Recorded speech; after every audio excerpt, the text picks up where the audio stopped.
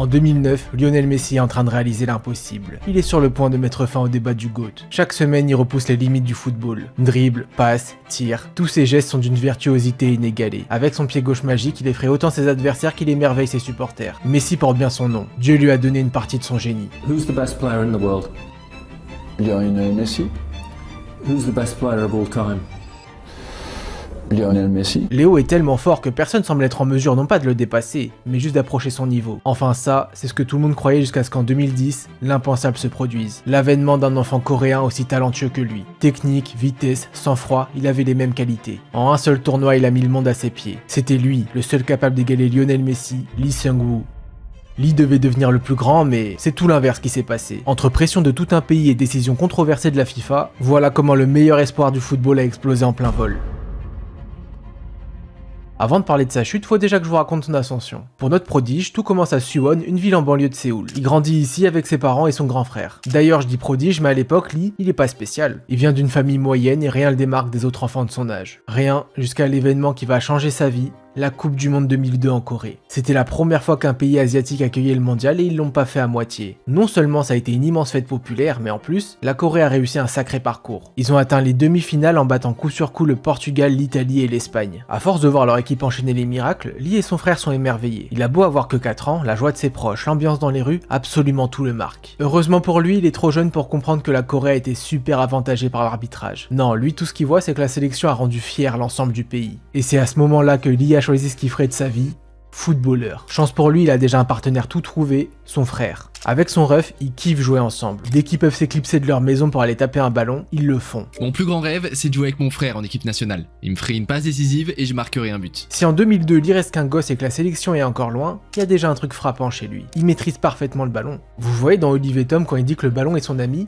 et bah c'est exactement ça. Lee, la balle, elle lui colle au pied. Il est déjà beaucoup plus technique que son frère qui a 3 ans de plus que lui. Et c'est pas que son frère est mauvais, c'est que Lee est vraiment en avance sur son âge. Tellement en avance qu'il est rentré dans une prestigieuse école de foot à Séoul. Quand il est arrivé là-bas, Lee jouait milieu de terrain. C'était le genre de milieu obsédé par le ballon. S'il pouvait le garder tout le match, il l'aurait fait. Mais le foot, bah ça reste un sport collectif. Tu seras toujours meilleur avec tes coéquipiers que tout seul.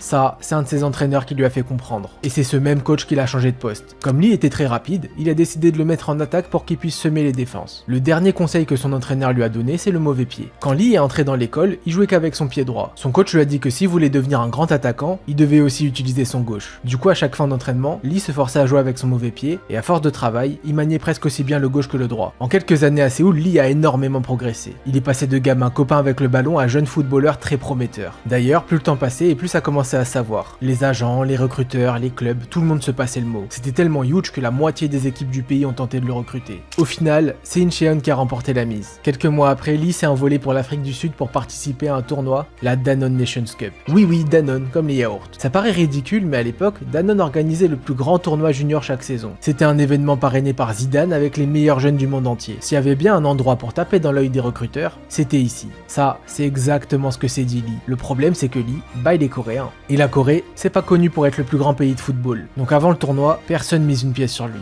Ils auraient dû miser leur maison. 6 matchs, 7 buts, meilleur buteur, MVP de la compétition, Lee a absolument tout raflé. Si ses stats sont excellentes, l'impression visuelle l'est encore plus. J'ai pas d'image pour vous montrer, mais en gros, il prenait la balle, il driblait toute l'équipe adverse, puis il marquait. Il a tellement choqué qu'avant même la fin du tournoi, il y a le recruteur d'une grosse écurie qui a appelé ses patrons. Il y a un gamin coréen qui vole sur le terrain, et en 15 ans de carrière, je n'ai jamais vu ça. Il faut à tout prix le recruter. Dans la foulée, la direction du club a contacté la famille de Lee, et quelques semaines après, il a signé son contrat. Ce club, c'était le FC Barcelone. Lorsque Lee est arrivé en Catalogne, ça a été très compliqué pour lui. C'est un gosse d'à peine 12 ans qui débarque sans ses parents dans un pays inconnu. Donc certes, il a fait un grand pas vers son rêve, mais ça l'empêche pas d'être super triste. Quand je suis arrivé, j'étais le seul asiatique. Tout était nouveau et je parlais pas un mot d'espagnol. La première semaine, je pleurais tous les soirs. Je disais à ma mère que je voulais rentrer, mais dès que j'entrais sur le terrain, tout disparaissait. Même si Lee a beaucoup perdu en quittant la Corée, il a gardé l'essentiel, son amour du football. Et le Barça, quand t'es un passionné du jeu, c'est le paradis. À la Masia, tout le monde vit pour le football. Tu manges, tu dors, tu rêves ballon. Pour Barcelone, la priorité c'est pas des joueurs grands, costauds, rapides, non, eux ce qu'ils veulent, c'est des joueurs intelligents. Et du coup, la plupart des jeunes du club comprennent mieux le football que pas mal de pros. Ici, j'ai appris à penser le football. Tous les jours, on me disait regarde avant de recevoir et joue avec ton cerveau. Par contre attention, si à la Masia le jeu est au centre de tout, c'est pas la cour de récré. On parle du meilleur centre de formation du monde. Messi, Iniesta, Xavi, la liste des talents générationnels passés par la Masia, elle est immense. Et pour espérer un jour en faire partie, il n'y a pas le choix. Il doit charbonner. Le matin, il part très tôt à l'école, l'après-midi, il va s'entraîner et le soir, il rentre pour étudier. Lee est épuisé, mais il sait très bien que s'il veut atteindre son objectif, il doit s'accrocher. Heureusement, il peut compter sur ses potes. On veut tous être le prochain Iniesta ou Messi, mais en même temps, on cède. Deux gars qui ont beaucoup aidé Lee, c'est deux joueurs beaucoup plus connus aujourd'hui, Dani Olmo et Marc Cucurella. Avec Lee, ils sont inséparables. Dani et Cucu lui apprennent des insultes en espagnol et lui, il leur montre comment bien jouer à FIFA. Grâce à ses potes, Lee a commencé à s'intégrer. Il se sentait de plus en plus à l'aise et ça s'est vu sur le terrain. Le petit gars timide du début a laissé sa place au génie sûr de lui. Il est devenu tellement bon que dès sa première saison, il a fait quelque chose que personne pensait possible. Il a battu le record de buts de sa catégorie d'âge au Barça, 39 en 29 matchs. Vous savez qui était le précédent détenteur du record? Lionel Messi. Dès sa première année en Europe, Lee a battu un record du meilleur joueur de l'histoire, et à partir de là, tout le monde a commencé à l'appeler le Messi coréen. La vérité, c'est que son surnom, il vient pas que du record. Il vient surtout de la ressemblance frappante entre les deux. La vision de jeu, la vitesse, l'agilité, le sang-froid devant les cages, c'est vraiment un mini Messi.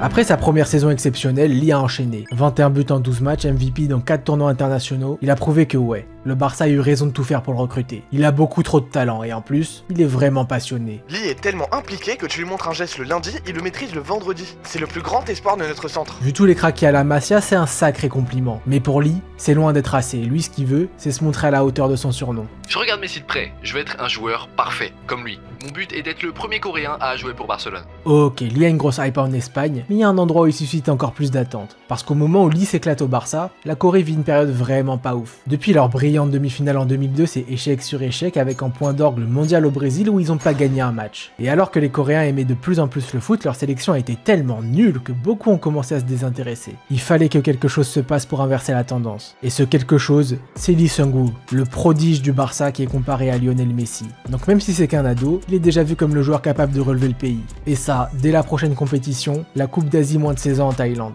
Mais pour participer à ce tournoi, il faut déjà se qualifier. Et le problème, c'est qu'avant le dernier match, la Corée est éliminée. Si elle veut voir la Thaïlande, elle doit à tout prix gagner. La pression est maximale, mais Lee, tu lui parles pas de pression. Il a mis un quadruplé et il a qualifié son pays.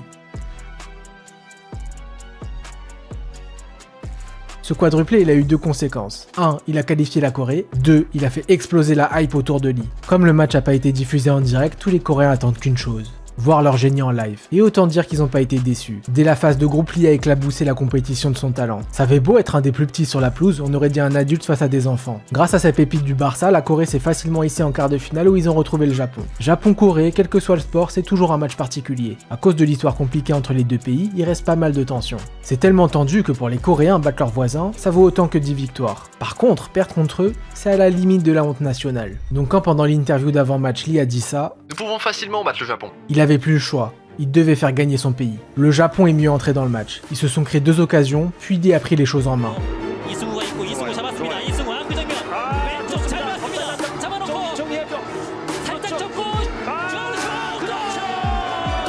L'intelligence du décalage, la finition, la célébration provocatrice, Lee met la Corée devant. 5 minutes plus tard, il reçoit la balle à 60 mètres des buts adverses.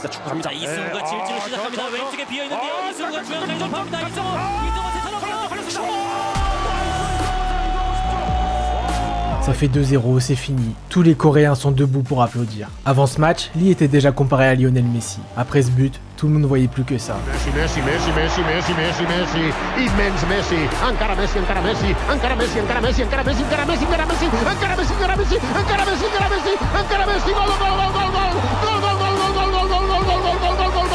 Lee a terrassé le Japon à lui tout seul. Il a parlé et il a assumé. Il a frappé tellement fort que même les Japonais ont dû s'incliner. Quand Lee Seung-woo est lancé, la seule manière de l'arrêter, c'est de le faucher. Ce défenseur japonais a raison, Lee est inarrêtable. En demi-finale contre la Syrie, il a marqué un but et donné 4 passes D, puis en finale, la Corée du Sud est tombée contre son ennemi juré, la Corée du Nord. Et alors que tout le monde les voyait comme les immenses favoris, étonnamment, ils ont perdu. La défaite a beaucoup agacé les Coréens, c'est jamais agréable de perdre contre son ennemi juré. Mais en fait, ils étaient surtout très rassurés. Rassurés car pour son premier tournoi avec son pays, Lee Seung-woo a été élu meilleur joueur et meilleur buteur. Il est bel et bien le joueur capable de changer le destin du football coréen. Lee a déjà tout ce dont un top attaquant a besoin. Les défenseurs adverses ne savent pas ce qu'il va faire. Ils ne savent pas où il va aller et pendant qu'ils sont perdus, ils pensent juste à aller marquer. C'est le genre de buteur que la Corée a du mal à produire. Un buteur proche du génie. Cette Coupe d'Asie, c'est le moment où Lee est passé de grand espoir à star national. Quand il est rentré chez lui, ça a été la folie. Il a été invité partout dans les shows télé, les jeunes l'idolâtraient. C'était vraiment le début d'un phénomène Lee Seung-woo. Et ça s'est pas arrêté en Corée, bien au contraire. Fin 2014, il a été classé parmi les 10 meilleurs jeunes au monde selon un média spécialisé. Et du coup, la plupart des grands clubs européens ont tout fait pour le recruter. Mais comme il avait toujours le même objectif en tête, devenir le premier joueur coréen du Barça, il a refusé. Et plus que refusé, il a prolongé son contrat. C'était plus qu'une question de temps avant que Lee fasse ses premiers pas en pro et réalise son rêve. Sauf que quelques mois après, une sanction de la FIFA va tout changer.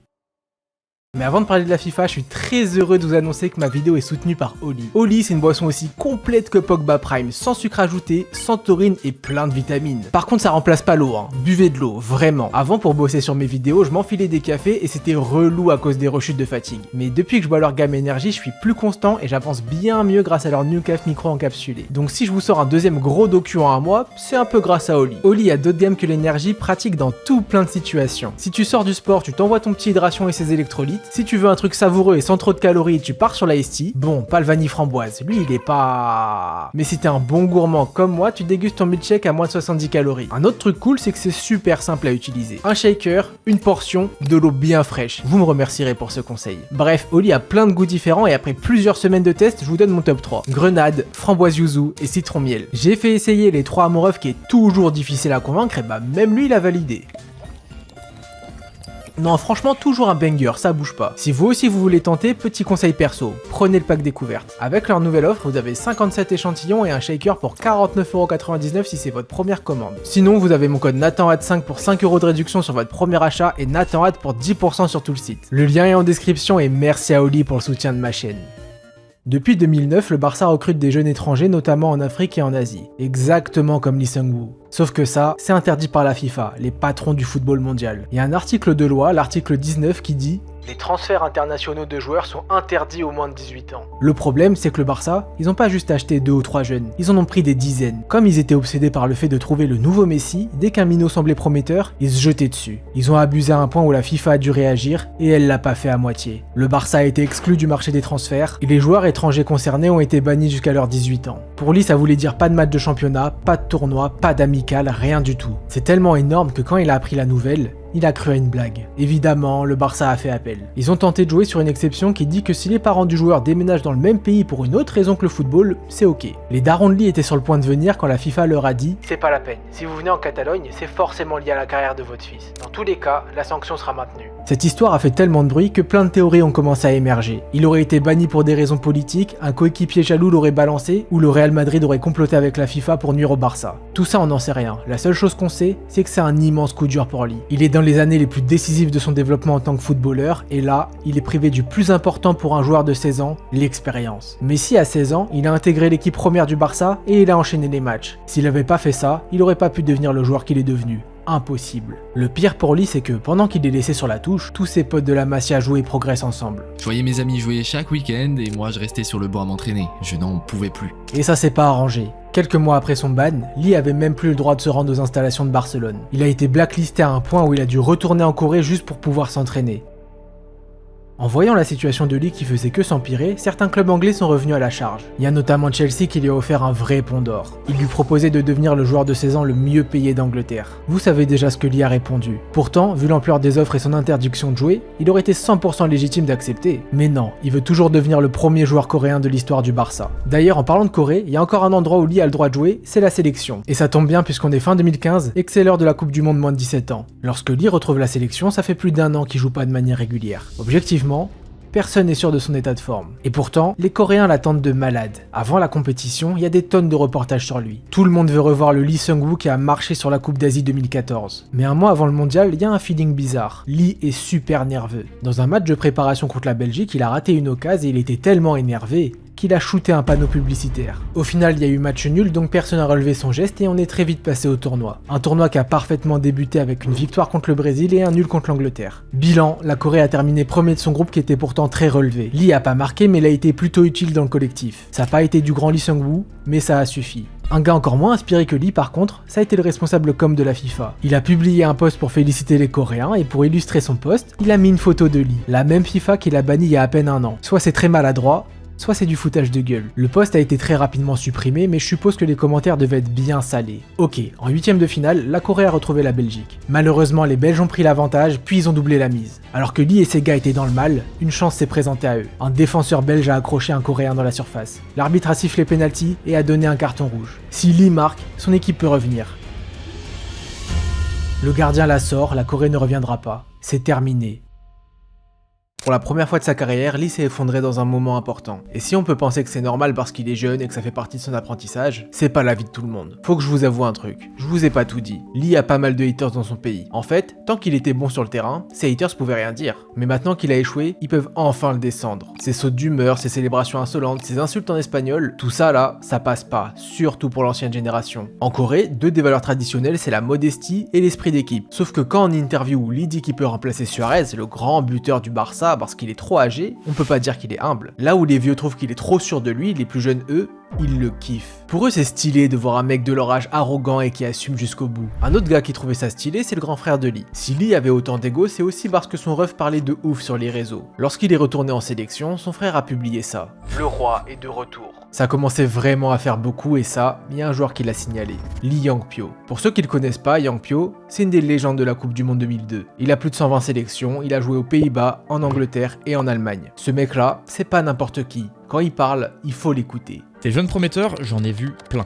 dans ma carrière. Robben, Park, Hummels, Son. Ce qui fait la différence entre ceux qui ont échoué et ceux qui sont devenus des grands joueurs, c'est la remise en question et le travail. Donc même si Lee est un talent de la Masia, ça ne suffit pas. Il doit travailler dur et il doit avoir l'humilité d'un vrai champion. En vrai, ces conseils, c'est des très bons conseils. Mais est-ce que ça a empêché Lee de répondre de manière super prétentieuse? Non. Ce qu'il a dit, c'est peut-être vrai, mais la prochaine fois qu'il vienne me le dire en face. Des Coréens me critiquent, mais le Barça, le plus grand club du monde, me fait confiance. Qui a raison à votre avis? Encore une fois, son comportement a été super mal vu. Ne pas respecter un ancien en Corée, c'est pas rien. Mais alors si l'ancien en question est une légende, c'est pire que tout. Ce que Lee a fait, c'est pas juste mettre de l'huile sur le feu. Il a versé tout le bidon d'essence dans le brasier. La vieille génération commençait vraiment à lui tomber dessus. Donc en réaction, la nouvelle le défendait hyper agressivement sur les réseaux sociaux. Les jeunes affirmaient que Lee était le plus grand talent de sa génération et qu'il fallait pas qu'il s'attarde sur les critiques d'un retraité. Les vieux lui disaient de rester à sa place et d'écouter un joueur qui a réussi avec la sélection. Tout ce que Lee a pris dans la gueule, toute cette haine, ça aurait pu ne jamais arriver. Vous voyez le péno raté qui a déclenché ça? Et bah il aurait dû être retiré. Il aurait dû être retiré parce que le gardien a largement dépassé la ligne et l'arbitre a rien dit. Ouais, toute cette polémique aurait pu être évitée. Quelques semaines après le drama, Lee a fêté ses 18 ans. Après 2 années sans pouvoir jouer en club, il peut enfin revenir à Barcelone. Après ce qui s'est passé, tout le monde se pose la question.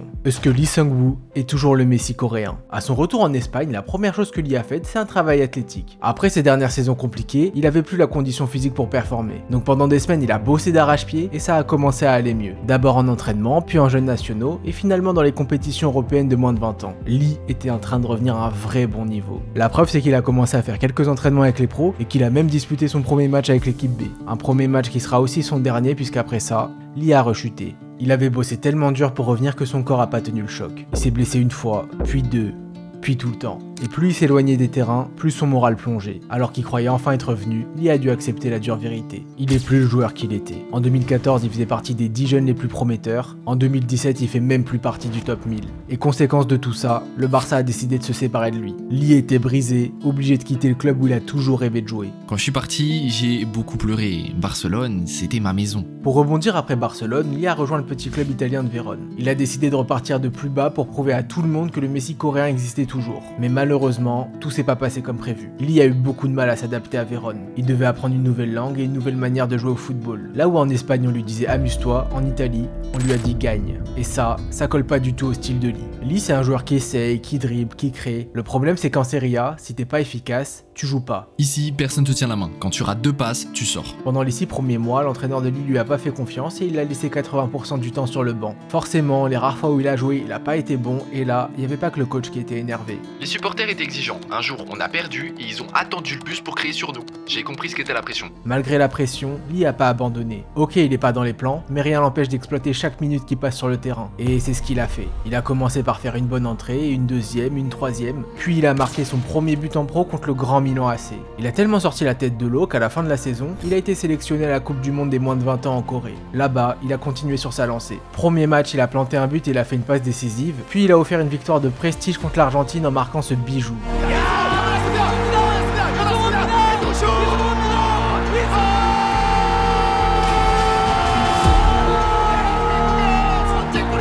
Au final, la Corée a été éliminée en 8ème de finale, mais c'est pas le plus important. Le plus important, c'est que pour la première fois depuis des mois, Lee a été impactant pour son équipe. Et grâce à ses performances et à une cascade de blessures, il a été appelé en équipe A. Puis quelques jours plus tard, il est officiellement devenu international coréen. Cerise sur le gâteau, il a donné une passe D à Heung-min Son, une des plus grandes stars du pays. Comme une bonne nouvelle ne vient jamais seule, Lee a été sélectionné pour la Coupe du Monde en Russie. Bon, il a entré en jeu 2 fois et il a perdu 2 fois, mais quand même, il a joué un mondial. Surtout qu'en fin d'année, il a disputé une 3ème compétition avec son pays, les Jeux Asiatiques. Les Jeux Asiatiques, c'est un peu comme les JO, mais juste pour les pays d'Asie. Pour la Corée, c'est méga important. Il y a 2 raisons qui expliquent ça. Déjà, les Coréens sont les tenants du titre et ils souhaitent à tout prix le conserver. L'autre raison, c'est qu'ils veulent éviter le service militaire. En Corée du Sud, notamment à cause de leurs voisins belliqueux, tous les hommes entre 18 et 28 ans doivent s'engager. C'est comme ça, y a pas le choix. Sauf si t'es un athlète et que tu ramènes une médaille d'or des Jeux. Ok, je vous épargne les premiers tours qui ont été une formalité et on se retrouve déjà en demi-finale. Dès la 7ème minute, Lee profite d'un cafouillage pour ouvrir le score.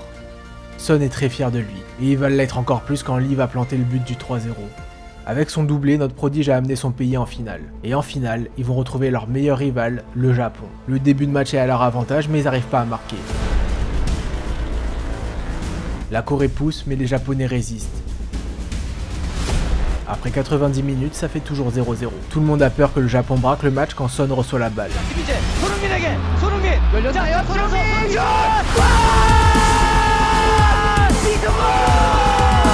Lee buteur en finale contre le Japon. Vous croyez vraiment qu'il allait pas flex? 10 minutes après, la Corée met le KO. Ça y est, ils ont remporté les Jeux Asiatiques.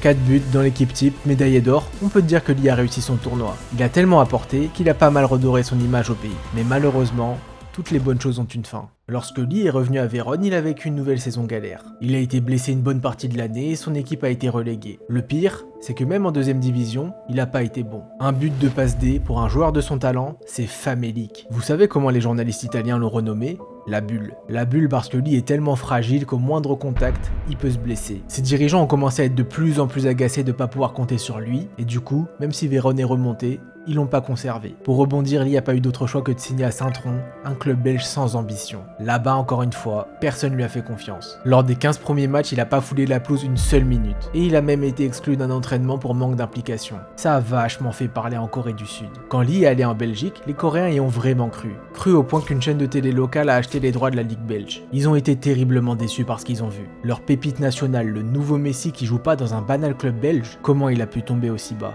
C'est dans ce contexte compliqué que Lee a rejoint sa sélection pour la Coupe d'Asie 2019. Il veut à tout prix prouver qu'il n'est pas fini et qu'il peut encore faire gagner son pays. Le problème, c'est que son sélectionneur est pas du même avis. Les 2 premiers matchs, il l'a pas fait entrer en jeu. Lee était terriblement frustré par la situation. Donc quand lors du 3e match, son coach l'a envoyé s'échauffer, il s'est dit qu'il allait enfin pouvoir montrer qu'il lui en reste sous le pied. Mais au moment où il devait rentrer, l'entraîneur lui a dit de retourner s'asseoir sur le banc. Lee avait le seum.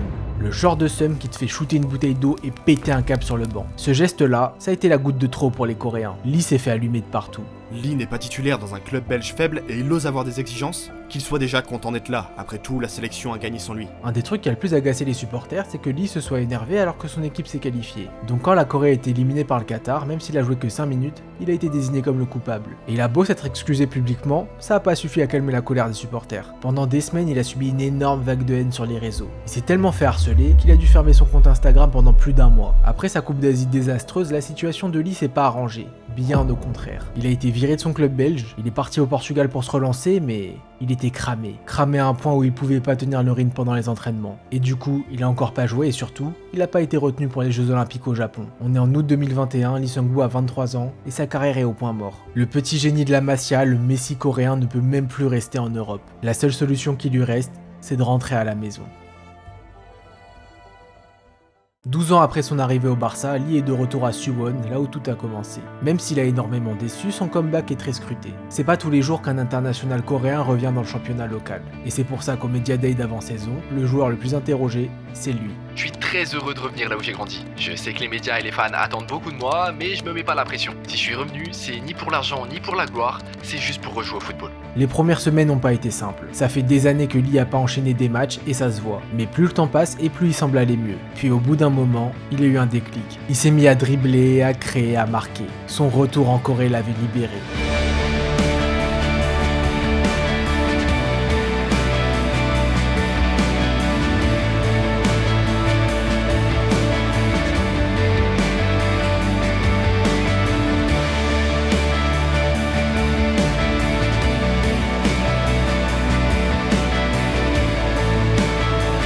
La première saison, Lee a planté 13 buts, la deuxième, il a encore mis plus de 10 pions, pareil la troisième. Lee jouait à un bon niveau, mais plus important, il a retrouvé le plaisir du football. Et après autant d'années à lutter avec son corps et la pression du public, ça fait vraiment plaisir à voir. Beaucoup de gens ont dit c'est fini pour lui. Moi, je savais que c'était qu'un nouveau chapitre. Aujourd'hui, j'ai plus besoin de montrer que je vaux quelque chose, je le sais. Tout ce qui compte, c'est que je sois heureux sur le terrain. En parlant des supporters, ils sont très reconnaissants envers Lee. Ils sont reconnaissants qu'un joueur connu soit venu dans leur petit club et qui donne tout comme s'il était au Barça. Les fans aimaient tellement Lee qu'ils l'ont appelé le roi de Suwon. Et ils lui en ont pas voulu quand il est parti à Jeonbuk, le club le plus prestigieux du pays. Là-bas, Lee a continué de performer d'abord et à kiffer surtout.